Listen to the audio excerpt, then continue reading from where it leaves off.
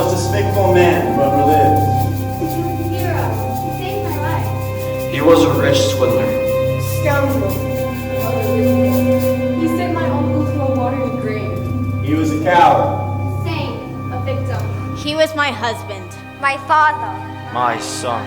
The love of my life. We commit his body to the deep and certain hope of the resurrection and to eternal life. Amen.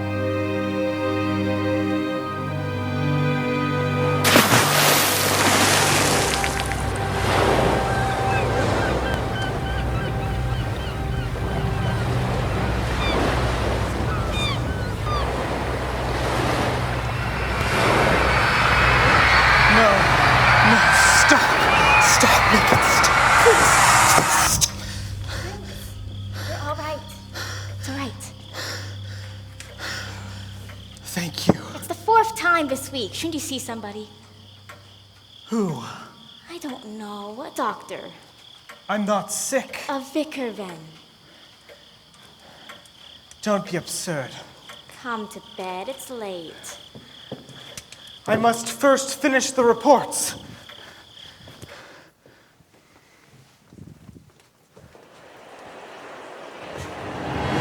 Beg pardon, Miss Dismay. The insurance justices are here again. How many claims is it up to now? Just under 3,000. Sir, the Rubicon is at 4:30. And you will be the one to make the presentation. Mr. Dismay, as the principal benefactor of this charity, if you'd only say a few words. We both agreed, Mr. Sanderson. I shall be present, but you are not to acknowledge my presence in any way. Is that clear? Yes, sir.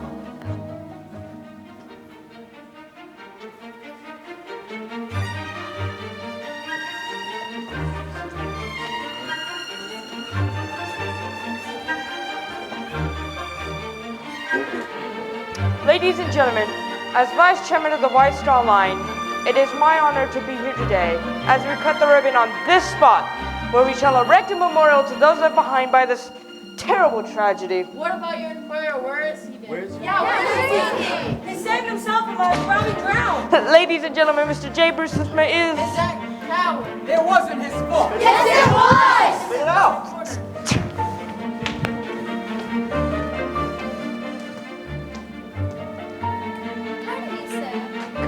Aren't you J. Bruce Ismay? Why, yes I am. I'm sorry, do I know you? I saw your photograph in the newspaper. I'm Sophie. How do you do, Sophie? Do you think I could have your autograph, sir? Now, why on earth would you possibly want my... Oh, please, sir. Very well, Sophie. I've got it! I've got it! I've got the autograph of the man who sank the Titanic!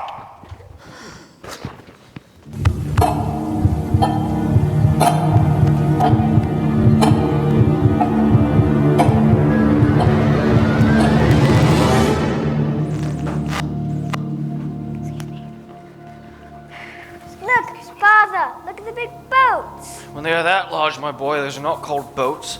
Those there are called ships. And you built these ships, Father? I had them built. I am the owner of the line, and one day you'll do the same. Thank you, Father, but I'd rather join the fire brigade. Poppycock. Now, remember the different names I told you for the different parts of the ship? I think I do, yes. Now then, which is the port side? There? Wrong. That there is the bow. I'll try again. Where's the starboard? There?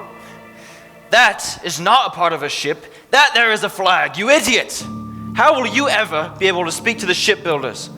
Well, you said starboard and it has a star on it. You're hopeless. You're not crying, are you? No, Father, of course not. We are gentlemen. We never cry. But what if one must cry? Then you do it in the bath, or at night, with your face in a pillow. But never where anyone can see. You understand? Yes, Father. Now, try again. Where's the crow's nest? Surely you remember that. It's a start, anyway.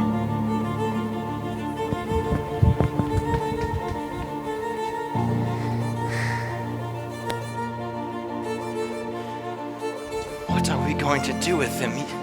He's so bloody awkward. He's only 19. You should give him some time. Mind yourself some manners. I'll not have any son of mine behaving like a hooligan. Yes, Father. Right, now remember everything we've practiced. But Mother, it won't be the same dancing with the younger girl as it is with you. Well, thank you, dear. That's most comforting. But what if I... Oh, hush. You'll be fine.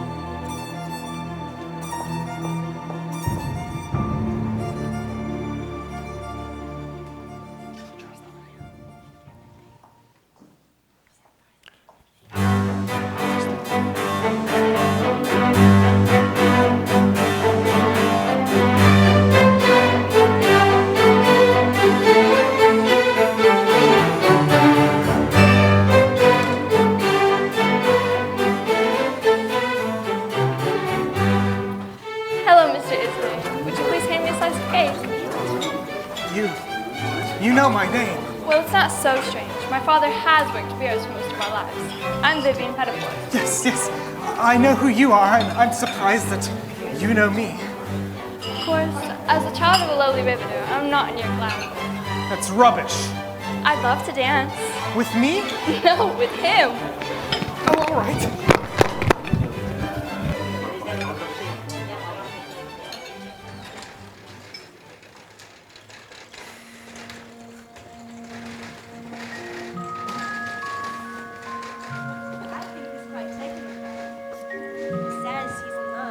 Piffle.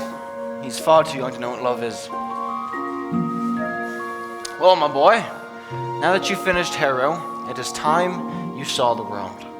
Well, thank you, Father, but I'm quite content here in Liverpool. Nonsense. The world is your oyster. I'm sending you to the New York office. For how long? Who knows? It's an absolutely ripping city. Perhaps you'll even find a wife. But Father, I'm going to marry Vivian Pettiford. The riveter's daughter? Don't be absurd. But I'm in love with her. When I was your age, I was in love every 10 minutes. Tomorrow it'll be a tiller girl. Father, I'm staying here and marrying Vivian. You will go to New York and marry someone worthy of your station. And suppose I refuse? I will cut you off without a penny!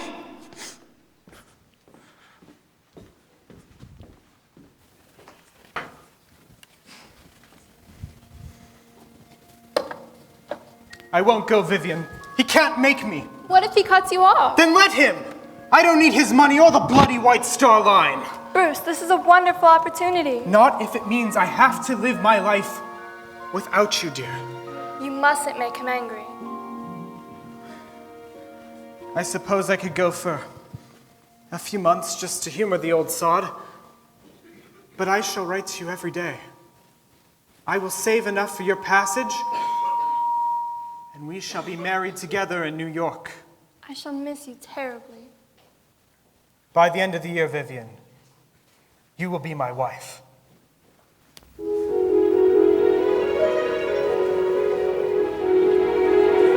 12th September, 1886. My dearest Vivian, New York is the most exciting city in the world. I cannot wait for you to see it. It's extraordinary how free I feel away from Liverpool. I'm told if I keep applying myself, I could be head clerk within 6 months. More soon. Love always, Bruce. Ismay! Yes, sir. Where the devil are the reports from the harbor master? I shall find them, sir. What more shall I expect from the master's son? Dear Bruce, it feels so different here without you. Mother is encouraging me to go out and see people, but my heart isn't in it. I cannot wait to be with you again. Love always, your Vivian. 4th April, 1887. Dear Vivi, sorry I haven't written to you in a while, but there's so much to learn. Now that I'm head clerk, the pay is better, but the hours are longer. I have managed to save $6 towards your passage. I must dash. More soon, love, Bruce. Length of the boom. 12 meters. Masthead. 42 meters. Mizzenmast. 62 meters from stem to stern. Not bad. but you're too thin. I'm taking you out for a decent meal. 15th August, 1887. Dear V, Father's been back in town, so I haven't had a second to write. He's pressuring me into making more social discourse, so he's dragged me to a few more dismal parties. I haven't heard from you in a while. I certainly hope all is well. Yours, B. Bruce, it's been so long between your letters. I'm spending the summer with my Aunt Cecilia in Twickenham. We're having such fun. She's even taking me shopping for a new gown in London next week. She says we'll have found somewhere posh for me to wear. Isn't that silly? Love, Vivian.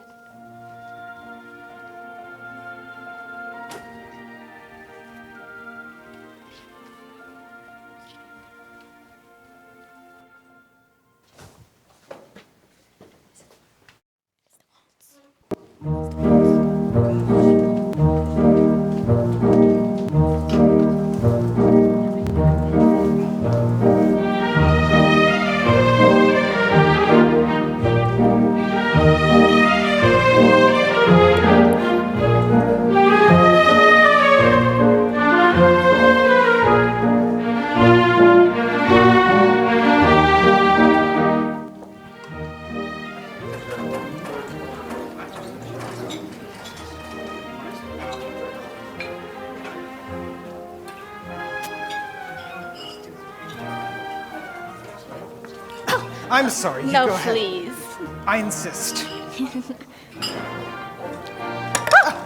Allow me. Thank you very much. Certainly. You're English. Liverpool, J. Bruce Ismay. How do you do? My name is Florence Shiflin. I'm with the White Star Line. Really? I've never been on a ship before. Well, you should try it sometime. I'm afraid I'm not very good at parties. Sometimes I think I'd rather be back at home in Philadelphia. Of course, it's been just as lonely there since my cat died. What was it called? Simon. He was a Persian. So dear. I'd had him since I was a little girl. Would you care for some more? Florence, is it? Mm-hmm. Do I make you nervous? I've never met a cultured Englishman before. You must find me awfully dull. You know, I had a cat once. A stray. I hid it in the dustbin so Nanny wouldn't find it. When she did, she put it out. It was the dearest thing, and I never saw it again. You know, Florence, I have to go to the shipyards tomorrow. Would you like me to show you around? That'd be wonderful. May I escort you home? Thank you. Let me get my coat.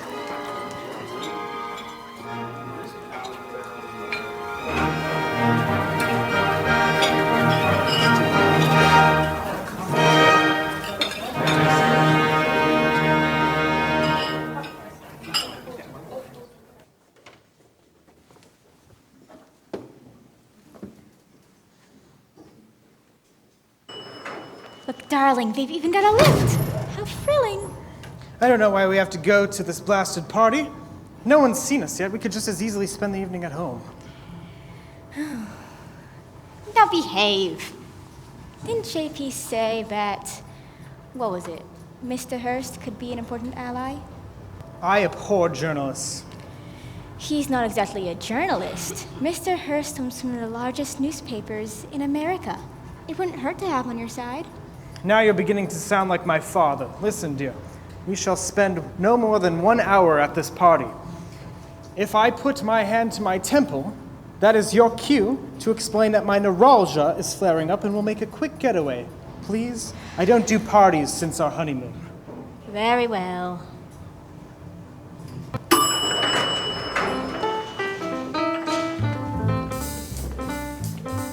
Mr. Ismay, welcome. I'm William Randolph Hurst. Mr. Hurst, may I present my wife, Miss Florence Shiflin Ismay. Hello, Mr. Hurst. Are you one of the Philadelphia Shiflins? Pharmaceuticals, isn't it? How did you know? It's not exactly a common name, nor are you a common beauty. You're too kind, sir. And you are part of the shipping business, Mr. Ismay? Not shipping, sir. Ships. It's all the same to me. You wouldn't say that, sir, if you were aboard one of them. The White Star Line has some of the fastest, most luxurious ships at sea. I do prefer the Hamburg American line myself. My mother and I recently made a crossing on the Bismarck. Now there's a steamship, elegant and fast. You know, Mr. Hurst, we have been considering some more American articles in our newspapers, perhaps. Mr. Ismay, business talk bores the lady so. Let me introduce your charming wife to some of my guests. So what's a nice Philadelphia girl doing with a stuffed shirt like that? I beg your pardon. That's my husband. Oh, don't go all moral and righteous on me. How about a kiss? Mr. Hurst, please. If only you hadn't settled for this man, you could have been mine. How dare you? I could set you up like a queen. My family owns a pet house a few blocks away. Now, if you were to... Now, who do you think you are talking to my wife like that? I just offered her a business proposition. You swine! You limeys are all the same. You're all prim and proper until the lights go out. Then not even the sheep are safe. Oh, you talk to my wife like that again, and I'll kill you! I'll kill you! Do you understand? Yes. Let me go. I'll ring for the elevator. We'll take the stairs!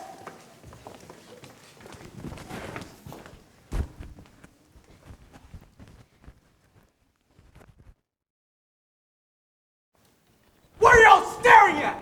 This is supposed to be a party! Play!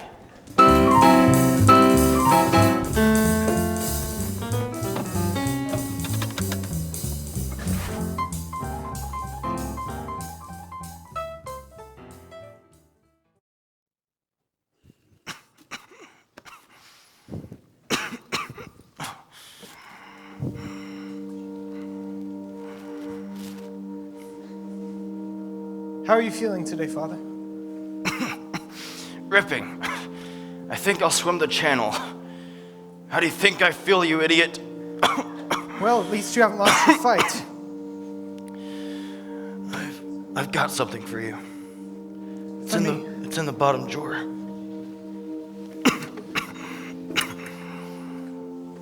My father's handmade pistol, a bulldog Webley. It's the last thing I have left of him. It's beautiful, Father. Keep it away from the children. You know I'm leaving you the company? To me? You think I leave it to a sausage vendor? Thank you, Father. Thank you. It's not a set of hoops to roll about. Be sure you do something with it. I shall, Father. I will make you proud. How? I will build the biggest, grandest steamship this world has ever seen. Now that would make me proud. I will do it, Father. Because all I ever wanted was to make you happy. Well, we can't have everything, can we? Take care of that pretty little thing you married. She loves you terribly.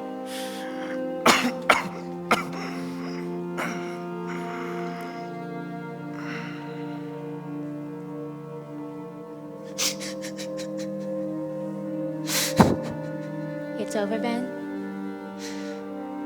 Are you all right?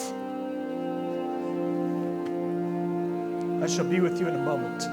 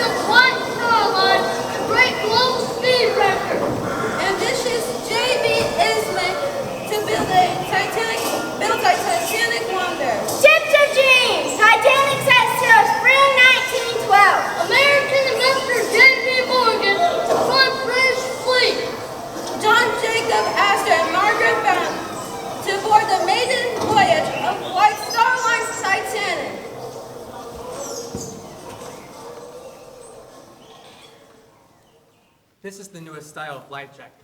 Every passenger will be outfitted with one of these. JP, what a surprise. I hope I'm not intruding, gentlemen. I just wanted to check on my investment. Certainly. This is Mr. Rector from the Board of Trade. Gentlemen, may I present our principal investor, Mr. J.P. Morgan. Of course, you know Mr. Andrews. Mr. Andrews?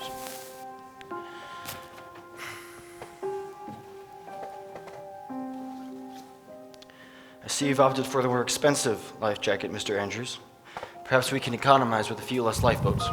Sir, I feel we should have no less than 64 lifeboats. Why so many? Considering the number of passengers. According to the Board of Trade regulations, you only need 16 for any vessel over 10,000 tons. But this ship is going to be nearly 50,000 tons. There's no precedent. The Titanic is a lifeboat in and of itself. Where are we going to store all those lifeboats, Mr. Andrews? It'd only take up 40 square feet. With 40 square feet, we could have at least 2 more first-class cabins.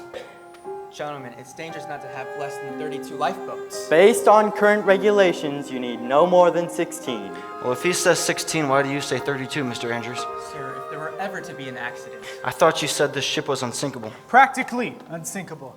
So if there were ever a malfunction, let's say a loss of power, the lifeboats would only be needed for ferrying passengers from one ship to another. Isn't that right? Probably, yes. How much revenue would would 2 more first-class cabins bring? I believe 2,000 pounds per voyage, sir. It's costing me over $1 million to build her. Another 2,000 per voyage would help me see a quicker return on my investment. Sir, I must protest. You mix! You're all ridiculously cheap until it's someone else's money. Mr. Andrews, may I speak to you in private for a moment, please? Listen, I understand your concern. Concern? If anything were to go seriously wrong. And what are the chances of that? She's the finest ship ever built. I won't compromise the safety of this ship for some ignorant yank. If the Titanic does not set sail by mid-April, the company will go bankrupt. Where else am I supposed to find $500,000 at this late date? Under the circumstances, gentlemen, we shall concede to Mr. Morgan. The Titanic will have 16 regular lifeboats, 4 additional collapsible boats, and 2 more first-class cabins.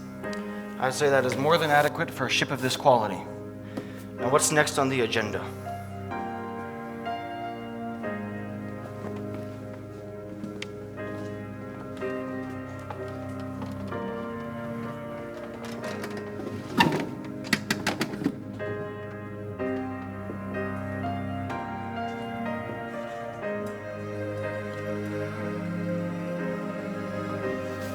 Darling, I wish you could come with me. It's going to be a marvelous voyage. I know, but I really can't leave Mother right now. Her rheumatism was so bad today, she could hardly walk. Well, I shall miss having you there. Not really. You have so many details to attend to of the launching of your grand new ship. Never too many details to make me forget about you, dear. We'll have so many crossings in the Titanic. Perhaps one day we can take the children. Yes. You know, I'm taking Father's pearl-handed pistol with me to auction at New York. Do you really think you should do that? I want to be rid of the bloody thing once and for all.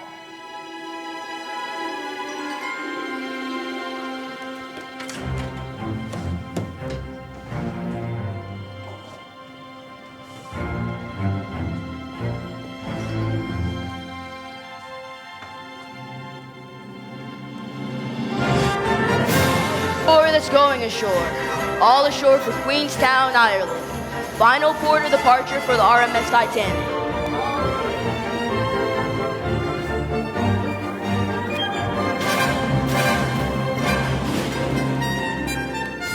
I shall need my tailcoat pressed and ready for dinner, Mr. Fry. I am dining with the doctor at 7:30. That's very good, sir. Vivian. Hello, Brink. What are you doing here? I'm joining my daughter in New York. We're touring America. Fry, would you excuse us for a moment? I was so sorry to hear of Peter's passing. Influenza knows no class structure. Funny, I strangely free, almost like a girl again.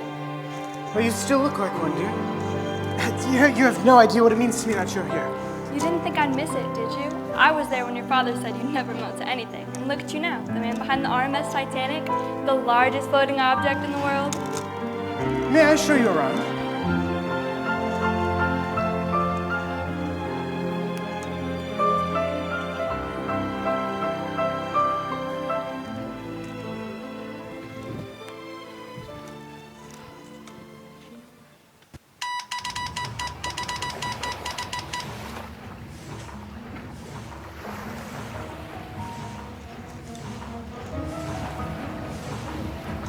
Sorry to disturb you, sir. Another ice cream. How many does it make today, Mr. Lytola? 6? You sure are being overzealous, aren't they? And there's a Turkish bath and an indoor swimming pool. Isn't it marvelous, Vivi? Vivi, no one's called me that since I was 19. You haven't changed. Not one bit. But we have done love for ourselves, haven't we? Whatever happened between the two of us? Nothing really. Time, distance, it sorted itself out. I'm sorry if when I... Please, if watching my husband die taught me anything, it's that forgiveness is a gift we give to ourselves. I'd love to see the billiard room. Are ladies allowed in? Now when did that ever stop you? Captain! Mr. Ismay. May I present Miss Vivian... Sorry, Miss Peter Hilliard.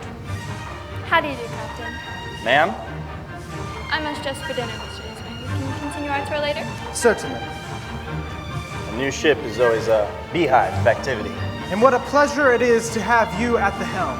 You're going to have a marvelous farewell voyage. Thank you. Very sorry to disturb you, sir. Another ice cream. Thank you, Mr. Lytola. I'm sorry, did he say ice warning? Is that something to be concerned about? Warning about ice in these parts is like a warning about sunshine in Bermuda. Mr. Ismay, I've been at sea for nearly 40 years without a single incident. I don't intend to start sinking. Pardon me, Captain, but I was wondering if you might settle a wager between myself and Mrs. Astor. I may do that, Mrs. Radisson. Well, a number of the passengers are speculating on an early arrival into New York. I say we'll be 1 day early. Mrs. Astor says we'll be 2 days early. Well, I'm afraid that both of you will be disappointed. But couldn't a ship like this set a speed record, Mr. Ismay? It probably could, Mrs. Astor. Imagine the publicity. Ma'am, I think I'm a little old to be seeking thrill rides. Excuse me. Did I hear that man say something to the captain about an ice warning? Mrs. Ryerson, your sense of hearing is impeccable. Why, thank you. As a matter of fact, we have one right here. Well then, I imagine you'll speed up even more, to get out of the ice. I can assure you, ma'am, we have it well under control. But will you? Speed up? Mrs. Ryerson, I can assure you that the captain will take every precaution necessary to keep us safe. You needn't worry. I knew it. We'll be in New York on Tuesday. Madeline, you'll meet dinner at Delmonico's. I'll see about that. God save me from women with too much time on their hands. You know, we have yet to run all the boilers. I suppose we could have an early arrival if we really wanted to. Captain, though I never presumed to tell you how to navigate this ship, I am dead set against it. I would have guessed as much. The Titanic was built for comfort, not speed. If we were to arrive a day early, people would be scrambling to find a hotel. Those greeting the ship would have yet to arrive. Why should we risk angerings for the richest men in the world for the sake of a possible speed record? So, then we'll maintain this leisurely pace as we approach the Southern Passage. And stay on course for Wednesday morning? Yes, please. So we are in agreement then, Captain. No early arrival. Absolutely not.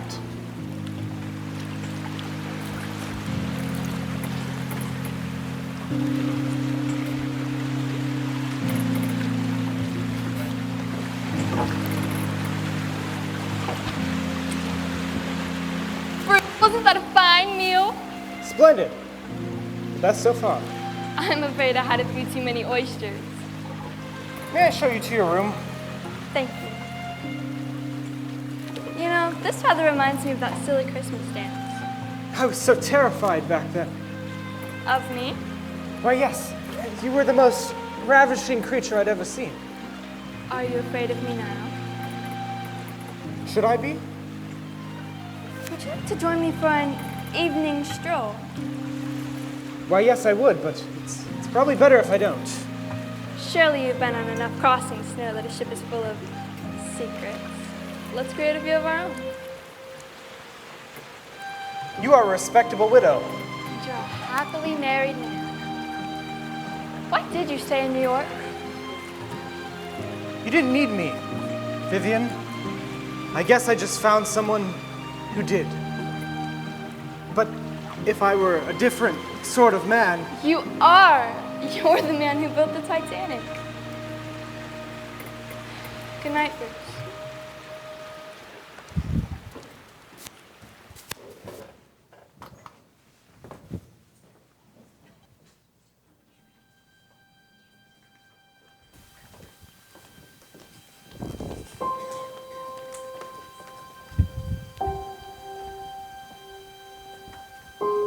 I enjoyed myself as if I were in a summer palace by the seashore, surrounded by every comfort. I was only 5, but I remember thinking that everything in the world was standing still. You could actually walk miles along the decks and passages, covering different ground all the time. I was thoroughly familiar with every type of ship afloat, but it took me 14 days before I could find my way from one part of the ship to another. You should have seen my first meeting with Mr. Ismay. He put little red marks all over the blueprints. First thing I thought was, now here's a man who wants me to build him a ship that's gonna sink. We're sending gilded eggshells out to sea. My mother had a premonition from the word go. She told my father that to say that a ship was unsinkable was flying in the face of God.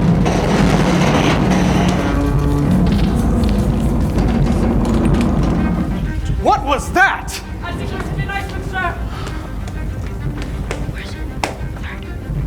Six of the watertight compartments have been ruptured. Did you say 6? If you look it straight on, you might have missed where to. You swear we scraped almost the entire side of the ship. We're going down for sure. Down? But that's not possible. Wake up, man. We're sinking. How much time do we got? An hour. 2 at the most. What should we do? Yes, lower the lifeboats at once. Yes. Yes, the lifeboats. There aren't enough. You said we didn't need them. It was not me, it was Morgan. I had to finish the ship or go bankrupt. I hope you've enjoyed it.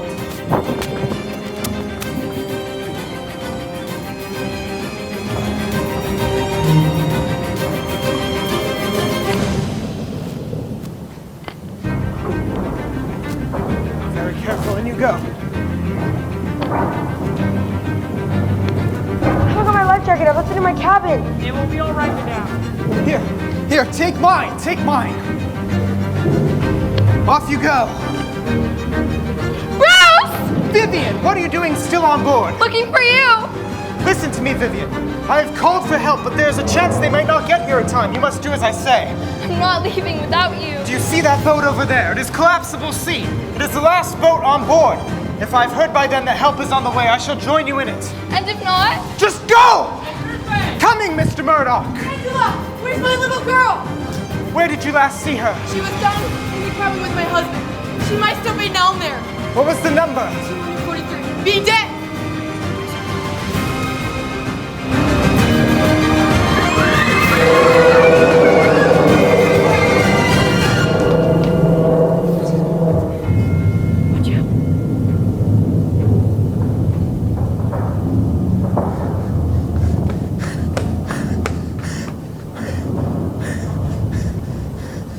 Are you Angela? It's me, Mr. Phillips. He's waiting for Daddy. Listen to me. You must listen. My name is Mr. Bruce. All right? Now, my job is to get you up to the top deck so you can see your mummy. Mr. Phillips, she doesn't like Mommy. He'll only call Daddy. Okay. Here's what we're gonna do. I'm gonna give you my coat to keep you warm, like a caterpillar in a cocoon before it turns into a beautiful butterfly. I shall take you up to see your mummy, and Mr. Flopsy here can decide for himself when he gets there, all right? All right. Off we go!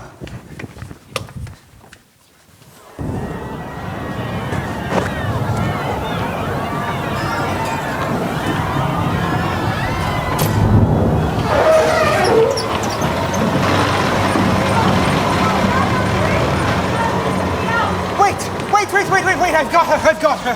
Angela, precious child. Where's Daddy? I waited, but he never came. It's all right, darling. You must be very quiet now. I won't go without Daddy. Listen to me, Angela. What we're gonna do is get you off the boat and back on in time for breakfast. You'll see your daddy then. Thank you, sir. Lowering lifeboat number 4. Wait, Angela. Daddy! Women and children only. Mr. Women Flopsy. and children only. I shall see you in New York. Darling, why can't you come with me? I'll follow close behind. I think another ship is on the way. Don't leave me. Mr. Astor, I must ask you to step out of the boat now. This is for women and children only. Surely, you can see my wife is in a delicate condition. You must get out of the boat now. Take your hands off me. Mr. Astor, they are allowing men into the boats on the other side of the deck. You should go and be with your wife, sir. Thank you, Mr. Ismay, but I have other business to attend to.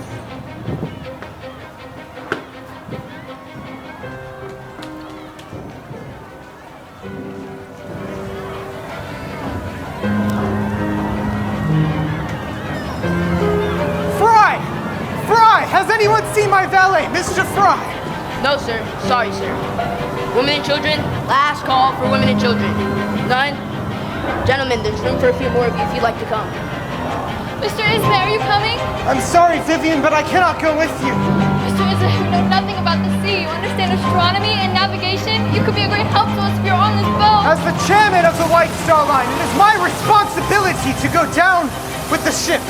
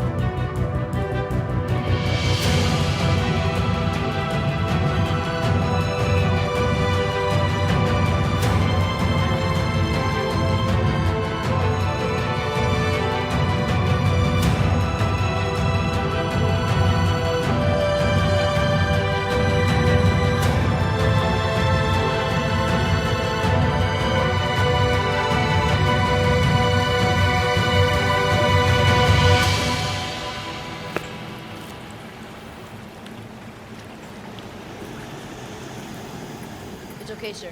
You've been rowing. I can take over now. I don't mind. You've been rowing for over an hour. Have I? No, your feet. What about them? They're turning blue. I don't feel a thing. That's what I'm afraid of. Come up here.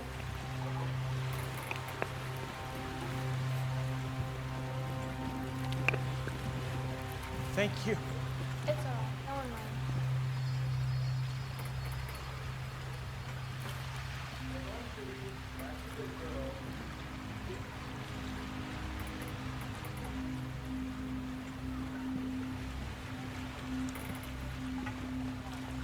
I couldn't bear the thought of you dying, chained up, frightened and alone. Soon the water will rise up around us, and it's going to be very cold. But you mustn't be afraid. I may never get to see my unborn child, but at least you and I can be a comfort to each other until the very end. Here's to you, my darling kitty.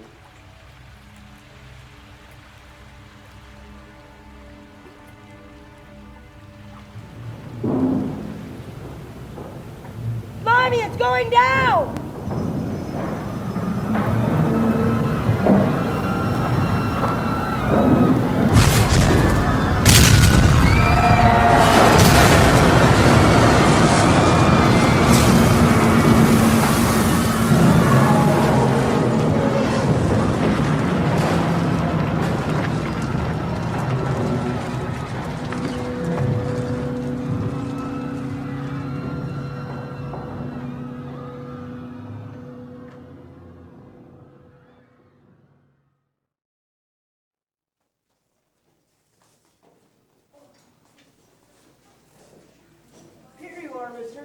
You can use my room.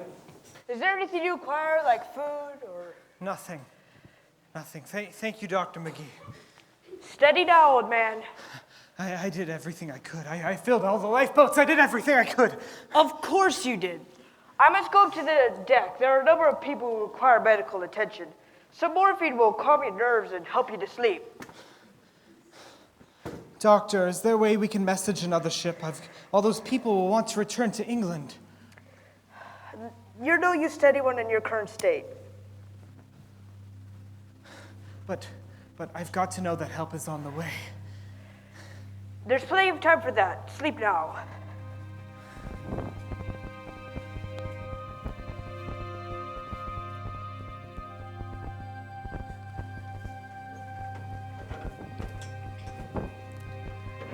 Madeline, where's my husband? Have you seen him? Madeline, where's Mr. Ryerson? That's not possible. Where's Mr. Ismay? He would know. Doctor, have you seen Mr. Ismay? He can't be disturbed right now. Well, that's too bad. I expect to be compensated for my jewels, my luggage, the loss of my husband. Mr. Ismay's resting in cabin. I can make arrangements for you to do the same if you'd like. Isn't that just fine? We're out here with cold coffee and stale rolls, while the man responsible is probably getting breakfast in bed served to him on a silver tray.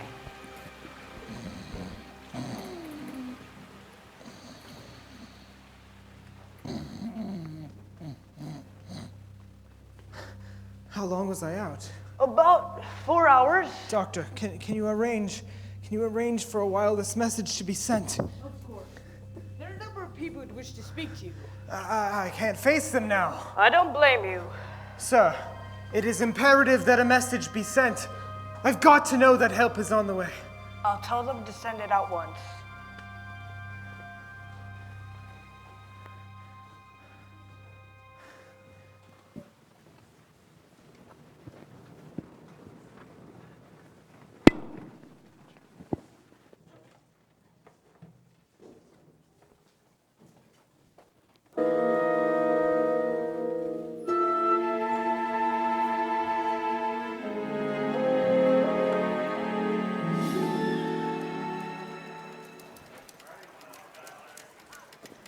Mr. Hurst, I've got this story on the Titanic ready to go. I guess that poor Ismay is fish food by now. Haven't you heard? He didn't go down with the ship. Got into a lifeboat. Well, I'll be. Fairly, I want to make a few revisions on this story and send the head cartoonist in here right away. Yes, Mr. Hurst.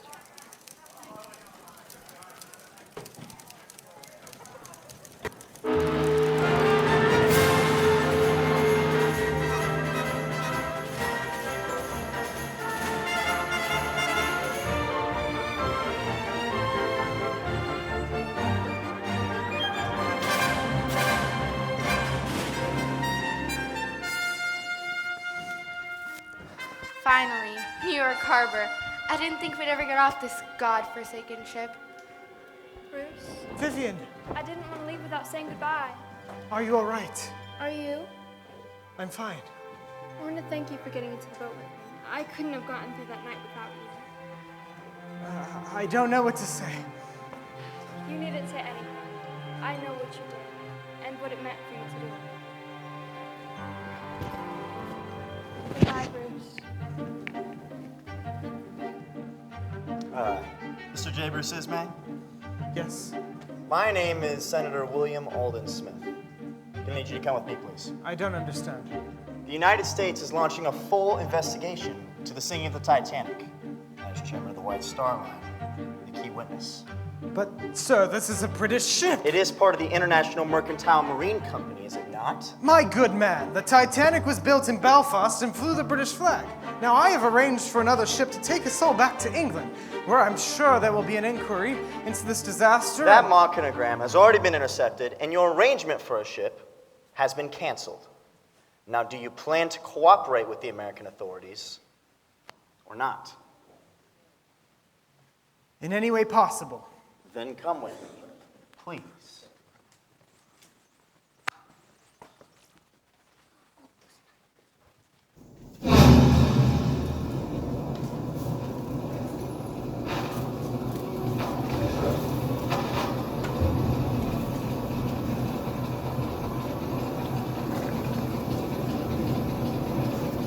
How'd you guys? Lost in the Titanic. Don't take back the alongside Titanic. All hundreds 1,500 dead. U.S. Senate to investigate cause of disaster. Owner J.B. Ismay escapes tragedy on the last lifeboat.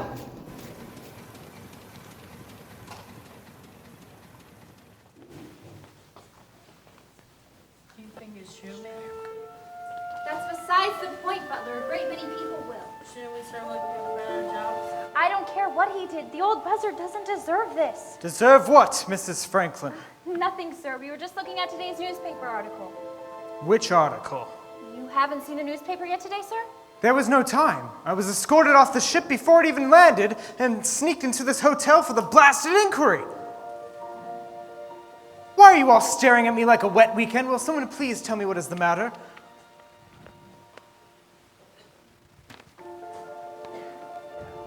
There is a picture of me in this paper, sitting in a lifeboat, watching the sinking Titanic. Please read it aloud. But, sir, I don't think... Read the article, Mrs. Franklin. I insist. Everyone, Mrs. Franklin has something to say. This is J. Brute Ismay. We respectfully suggest that the emblem of the White Star Line be changed to that of a yellow liver. There's an editorial as well. Please continue, Mrs. Franklin. I want everyone to hear it. In the middle of the North Atlantic, a giant iceberg lifts its white cliffs 500 feet in the air.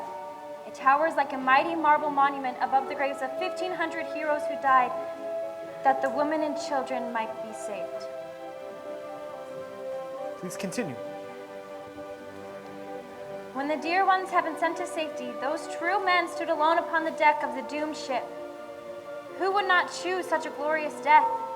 Who would not rather die a hero than live a coward? It's signed William Randolph Hearst. I'm sorry, did you say Mr. Hearst signed that himself? Yes, sir. In the New York Journal American. It's part of a syndicate.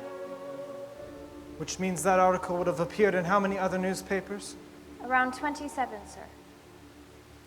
Well, it seems as if everyone on this continent thinks I'm some sort of yellow-bellied coward. Sir, we can write a rebuttal. That's quite all right, Mrs. Franklin. I shall continue to clear my good name at the hearings. Carry on, everyone.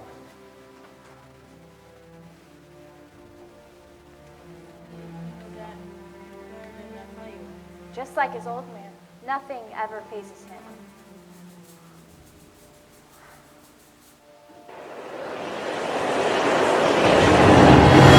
Father. I will make you proud, Father. I will build the biggest, grandest ships, Father.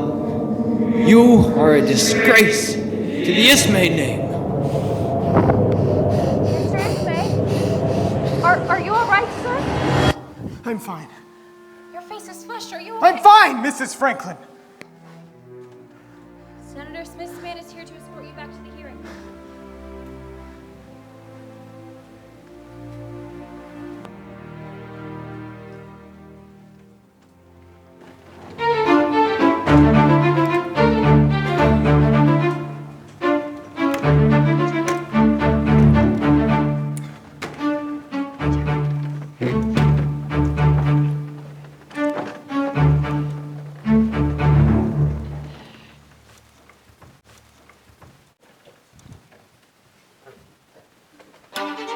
Mr. Ismay, for how much was the Titanic built? She cost $7,500,000, sir. And for how much was she insured? For $5 million, I presume.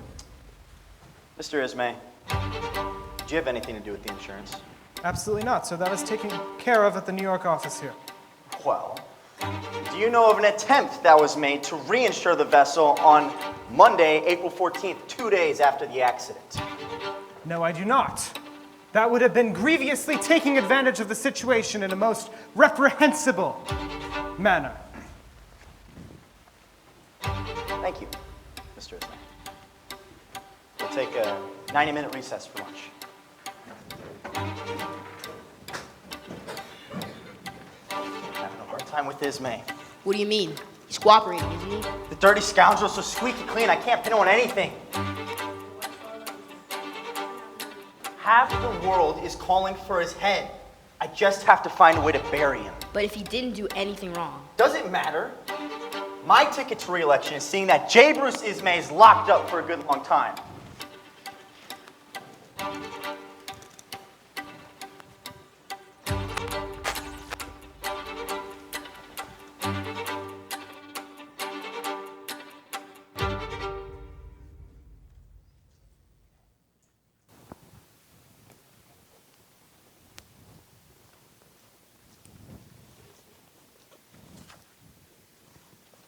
George, what on earth? He got into a fight at the park. That mean old Charlie Langford said awful things about Father, so I stopped him good. I told you mustn't pay attention to such things. But he said Father was a murderer and should rot in jail for killing all the people in the Titanic. Why weren't you minding him? I was. One moment they were playing and the next they were rolling in the mud. I'm going up to change for Muriel's birthday party. Her mother called. Muriel's got the crew. Her party's been canceled. They don't want me there because of Father. Do they, Mother? No, darling. They don't want any of us. Anywhere. When is Father coming home? He can make it all right. I'm going over to be with your father in New York for a while. Nanny will stay with you and George. Daddy's not going to jail, is he, Mommy? No, darling. Of course not.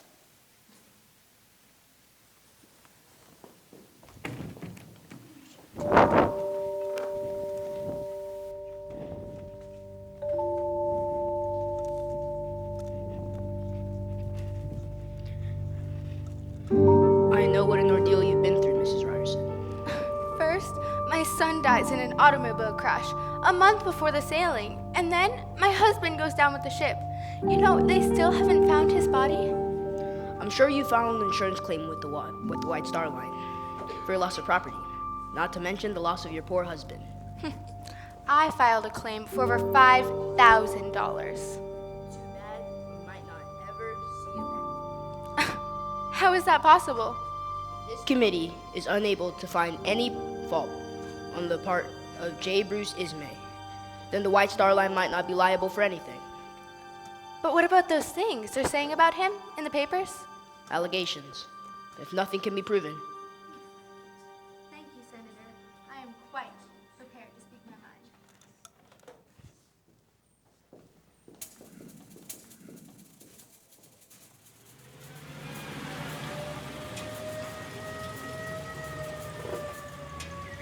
Hey, it's me.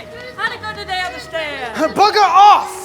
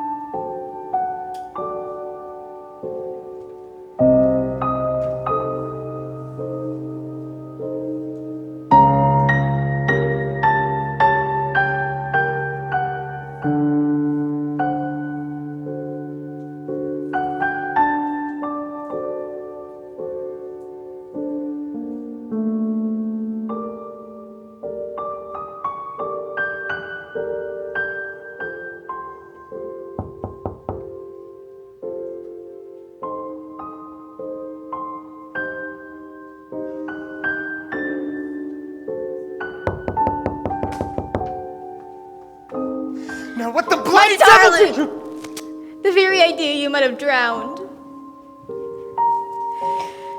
I've seen the newspapers. I can't imagine what you've been going through. You have no idea what I'm going through.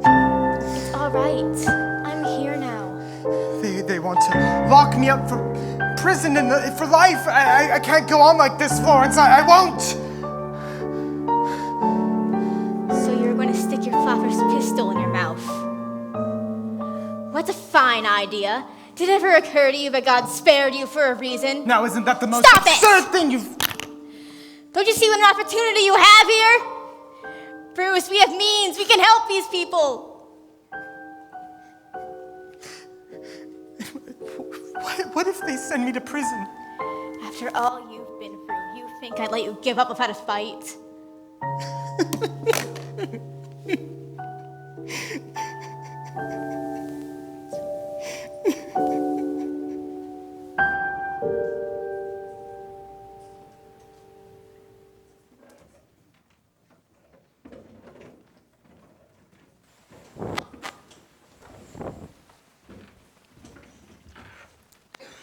When I spoke with them, I was left with a distinct impression that Mr. Ismay wanted Captain Smith to get out of the ice as fast as possible.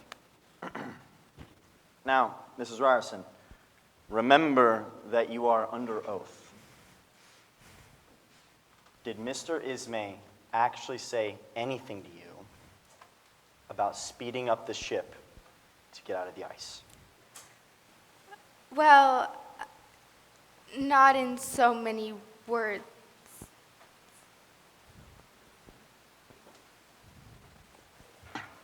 So then, Mrs. Radisson, you don't wish to be understood that Mr. Ismay was trying to set a speeding record across the Atlantic. Well, by his attitude, we assume that we were trying to set a record, but I wouldn't say he used those words. I think we're done here. I have no more questions.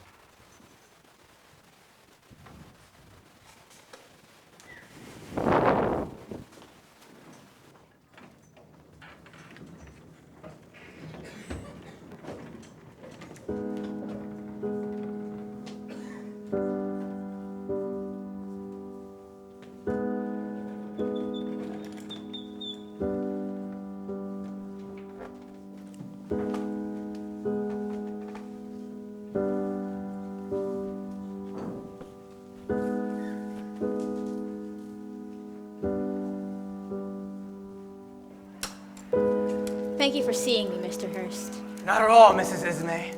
How good of you to come over to be with your husband. We're moving the hearings to Washington. I've barely an hour before I board a train, but I had to speak with you first. What can I do for you? I've come to ask what it will take to get you to stop these attacks on my husband.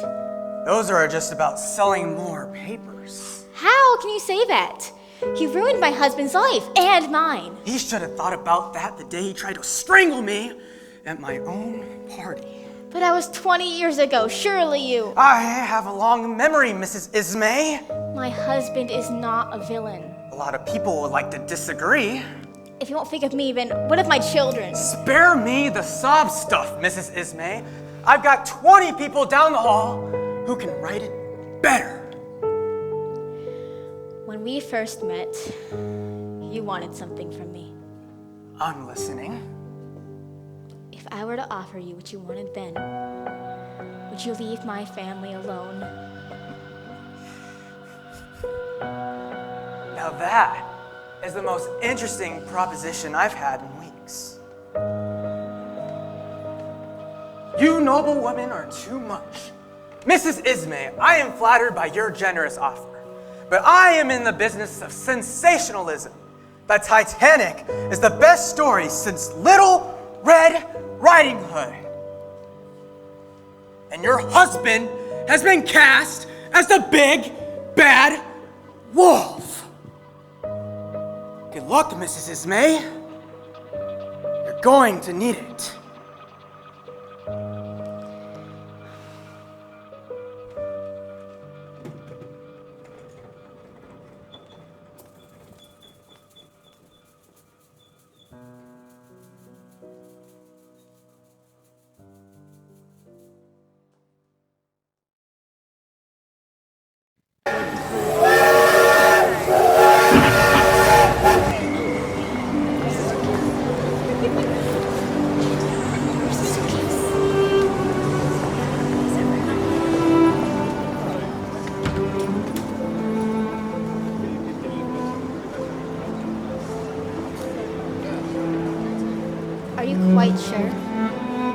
Yes, I am. What about you? I'll be fine. This is absurd. How could you be responsible for any of this? People can't get mad at a law, dear. They need someone to blame. But why must it be you? Because I am one of the few who survived. In a moment of indecision, I got into the last lifeboat. Of course you did. But I shouldn't have. I knew what was happening. I knew the ship was going down, and I thought of myself. Just of yourself? No. I thought of you, darling, and the children, of George spilling tooth powder on my new bowler hat, of Evelyn's dreadful piano recital, and your wretched plum pudding at Christmas time. Whether it was because of the children and me, or because of Vivian Hilliard. You knew about Vivian? I knew she was in your boat. The names were listed in the paper. She was for love of your love. Whatever the reason, if it saved you, that's all that matters. No, I know where I belong. It is with you and the children. When you get home, we'll never mention the name Titanic again. All right, darling. Farewell.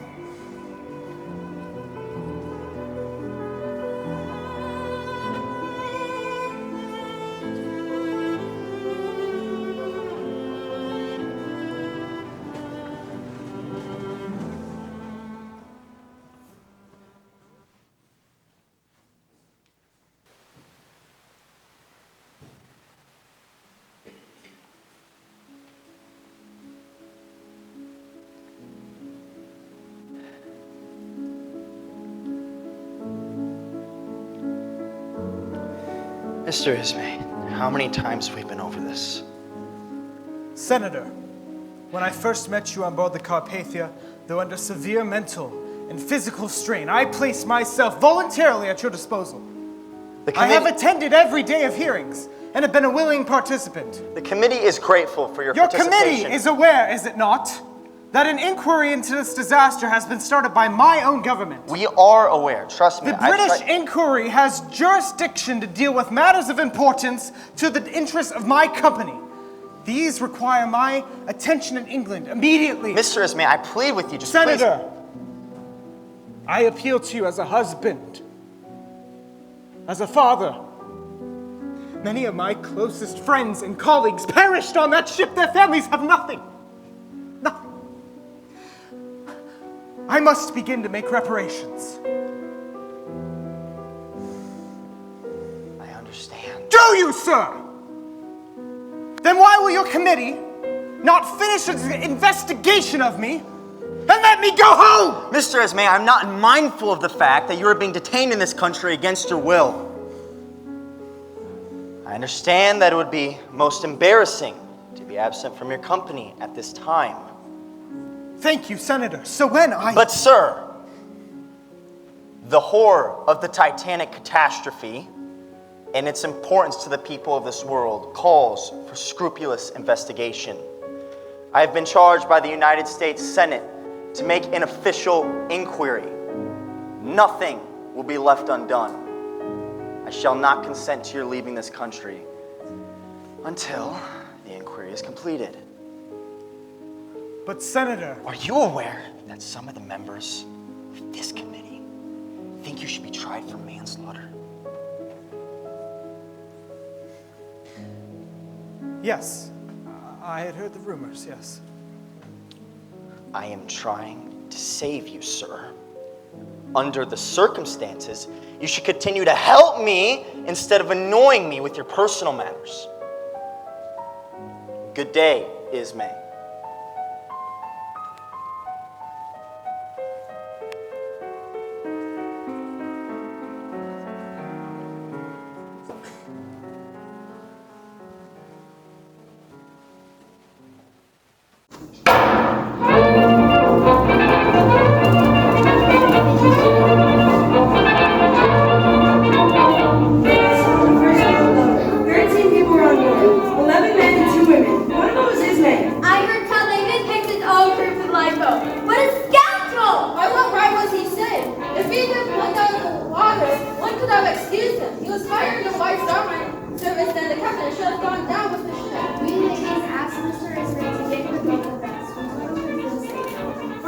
25 years I've served under this ring. Father and son, both of them behave just as gentlemen.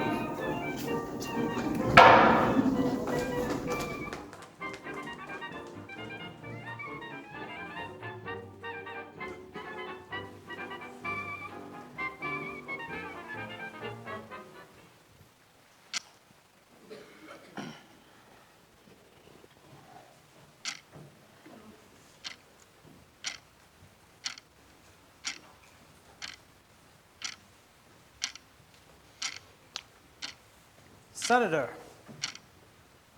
you wish to see me? Mr. Ismay, the inquiry's been completed.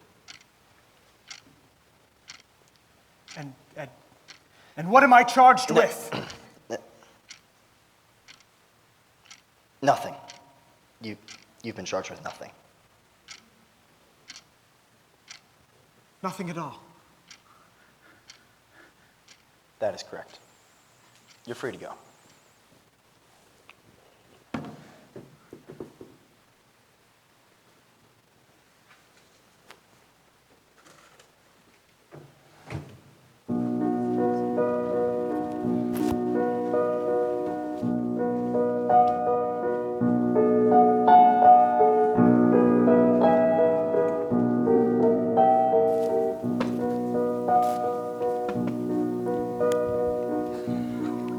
I've asked Cook to prepare beef Wellington and mince pie in honor of your homecoming.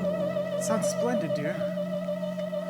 Father, you didn't release the ship on purpose, did you? George, what did I tell you? No, it's quite all right. No, son, I didn't sink any ship. I realize that it has been very, very hard for you three over the last couple months. But I am home now, and we shall face this all together as a family. Do you understand? Yes, Father. Darling, I know you've only just arrived, but tomorrow night is a charity event for a children's hospital at the Royal Court Theatre. It would mean so much. I'll be there. Thank you. Of course, after all this dreadful business, they tried to take me off the committee, but no one would step in at such a late date. Now, why would they want to take you off the... Well, who knows? You think I'd took the bloody ship myself.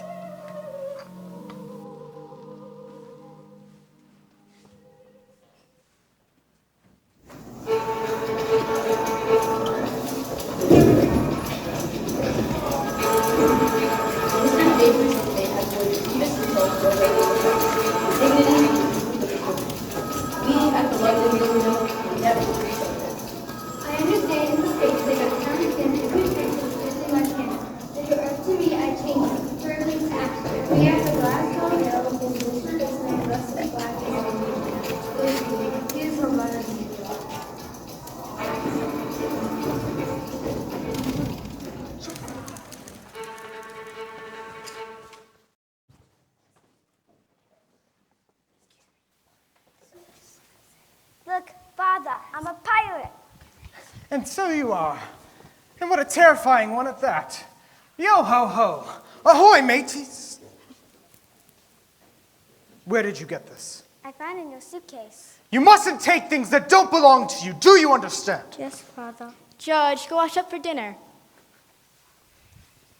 Hey.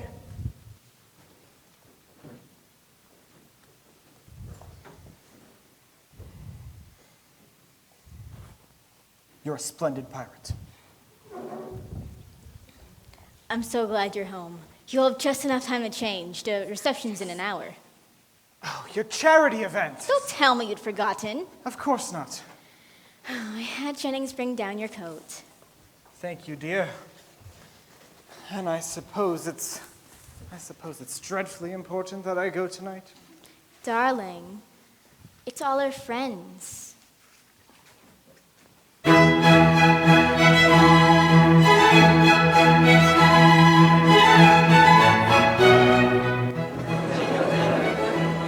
Can we just find our seats already? Lady Peel! So sorry to hear about your ship, Mr. Ismay. It's quite all right, Lady Peel. Must have been so inconvenient. And I understand they detain you in America for a weeks, like a common criminal. What frost. Thank heavens he's home now. Is there a lift to the boxes? With my knees, I cannot bide these stairs. Allow me, Lady Peel. I must say, I didn't know I was going to be escorted by a celebrity. Been all over the newspaper for weeks. And I understand you helped those in the lifeboats yourself. We all did what we could. Jumped into the last one? Saved yourself in the nick of time? Something like that, yes. Well, I say, good for you, Mr. Esme. I don't care what anyone else thinks. You deserve the right. Lady Peel. Didn't I read somewhere in the newspaper you were starting a fund for the widows of the lost sailors? Actually, that is correct. And putting in 10,000 of your own money? 11, actually. How extraordinary. Still, where would one be without one's causes? And I dare say your presence tonight sold a good many more tickets. Though, quite the curiosity, aren't you? I believe it's time for the play to start. We must find our seats. Enjoy the show.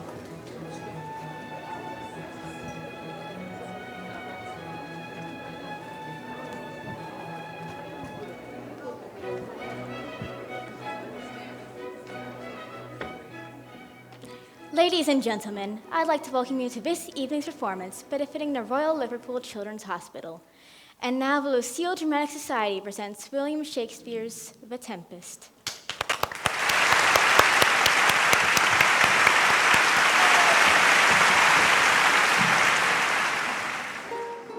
Down with the topmast! A plague upon this howling! Aye, they are out of the weather! War office! Yet again! What do you hear? Shall we give one a drown? Have ye a mind to sink? Now would I give 1,000 for an acre of bare ground. The wills above be done, but I would fain die a dry death.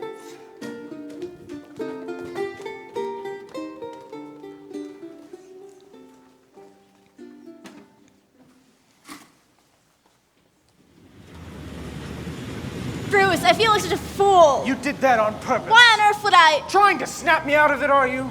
Who remembers what Tempest is about a shipwreck? Only anyone who's ever seen it. Bruce, please. Taxi! I thought it'd do you good to get out. Be among people again. Using my good name to sell tickets. How dare you! I didn't. I wouldn't. Everyone's staring at me and pointing. I felt like that Asian elephant at the London Zoo. Haven't I been disgraced enough? Taxi! Taxi! Sod it, I'll walk!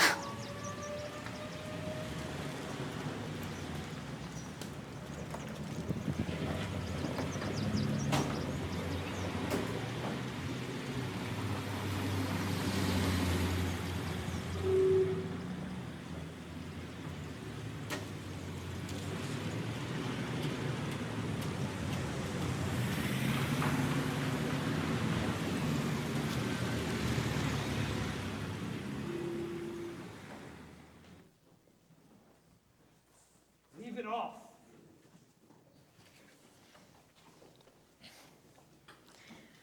May I get you anything? No.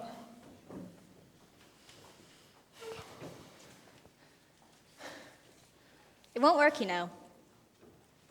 What? Trying to turn me against you. I'm not trying. You are! And I'm staying right here.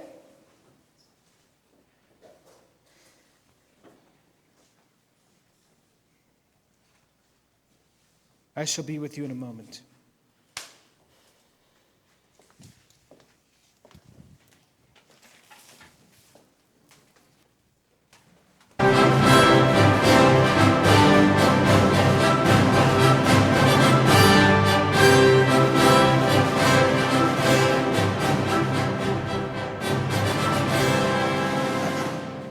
As to the attack on the moral conduct of Mr. J. Bruce Ismay, the suggestion is that, occupying the position of managing director of the steamship company, some duty was imposed upon him to wait on board until the vessel foundered. I do not agree. Mr. Ismay, after rendering assistance to many passengers, found the last boat on the starboard side being lowered.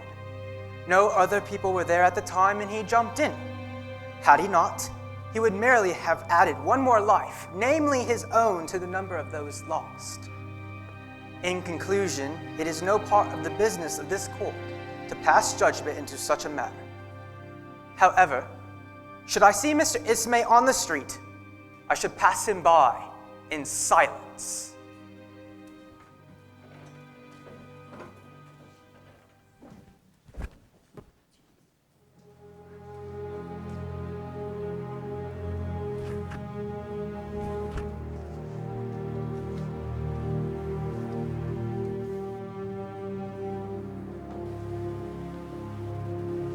JP, what a surprise. Hello, Bruce. Children, the board meeting isn't until Monday. Actually, we met today. I don't understand. Bruce, the press for the Titanic has destroyed business for the White Star Line. It all links back to you. What are you saying? The board voted. It was unanimous.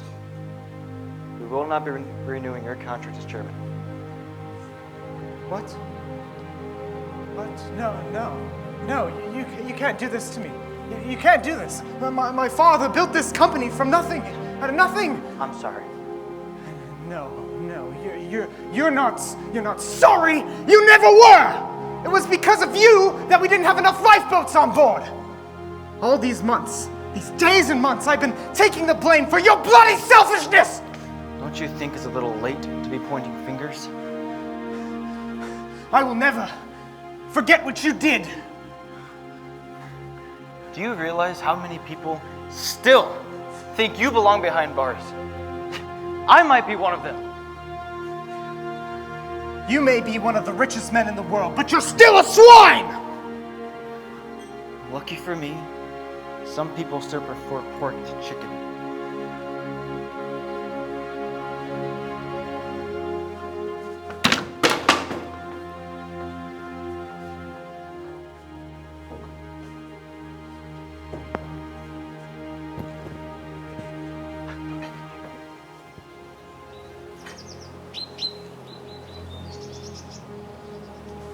Hello? Anyone home? Help you? Mrs. Ismay? I was wondering if I might have a word with your husband. And you are? Jack Althorpe, London Times. We're doing a Sunday feature on the 25th anniversary of the sinking of the Titanic. Now I was wondering if I might... You may not. But this would give your husband a chance to tell his side of the story. There is no side of the story. My husband is a frail old man whose life was destroyed by you people. He still has nightmares all the time. Why can't you just leave him alone? I'm sorry, Mrs. Ismay. Wait, just a moment. Let me ask you something. If you had been in my husband's shoes, what would you have done? Well... If you had to choose between being a hero, doing the noble thing, and never seeing anyone you loved ever again, what would you have chosen? I never really thought about it like that. Well, do, please. Perhaps that's what you need to ask your readers. I will. Thank you, Mrs. Ismay.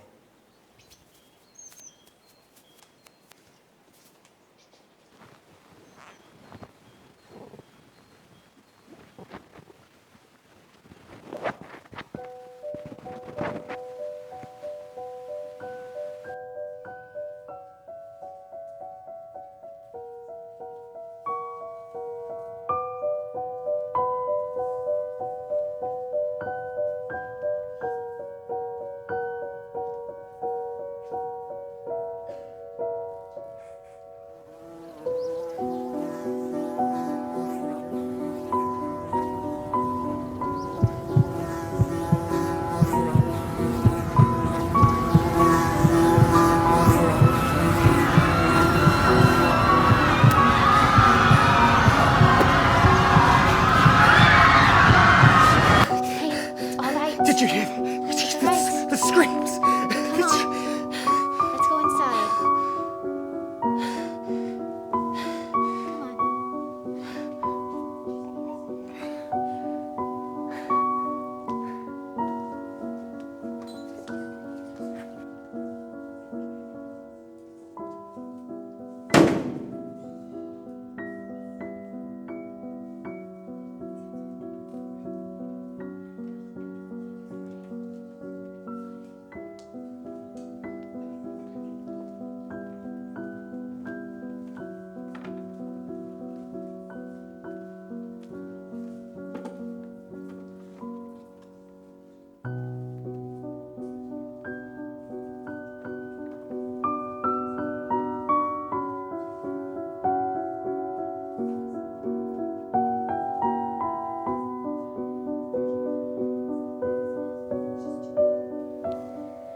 £500 to the Liverpool Seamen's Orphan Institution, 500 to the Liverpool Training Ship Indefatigable, 500 to the Liverpool Seamen's Pension Fund, and 1,000 to the Margaret Ismay Fund for pensioners' widows.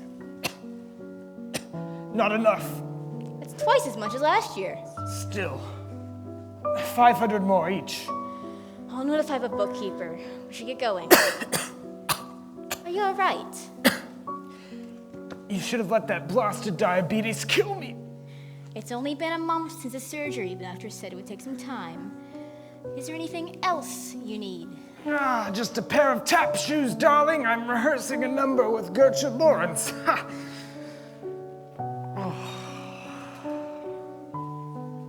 Darling, I'm awfully glad you dropped your cup into that punch bowl. Come, mustn't be late.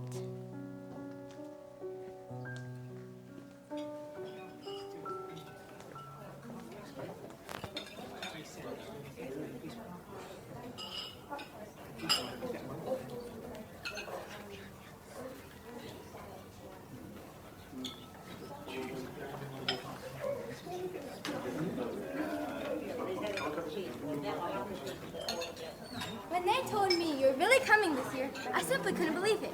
Of course, the Margaret Ismay Fund has done such great works over the years. But now, with this contribution from Dr. Grenfell... Dr. Grenfell? Gracious, I thought you knew. A gift of over £5,000. 5,000?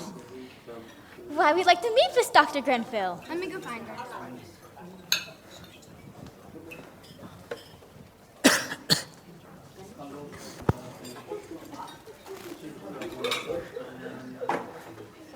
Mr. Ismay?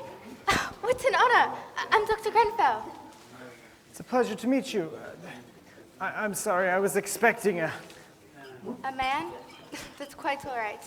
You wouldn't be the first. Is that a new prosthetic? Why, yes it is. How did you know? I'm a very good doctor. Well, my, what a contribution you've made to the fund. It's my pleasure. I wouldn't be here if it weren't for you. Do you remember a little girl on the Titanic? You put me into a lifeboat with my mother. My word. Angela? Little Angela, is it you? It is. You were so comforting to me that night. My father had left me in the cabin, and if it hadn't been for you, I would have stayed there and drowned. I decided I wanted to devote my life to helping people, the way that you helped me. I remember I had a stuffed animal with me that night. I was clutching it for dear life. Mr. Flopsy. That's right. You have no idea how much I've thought of you. You are a great man, Mr. Ismay.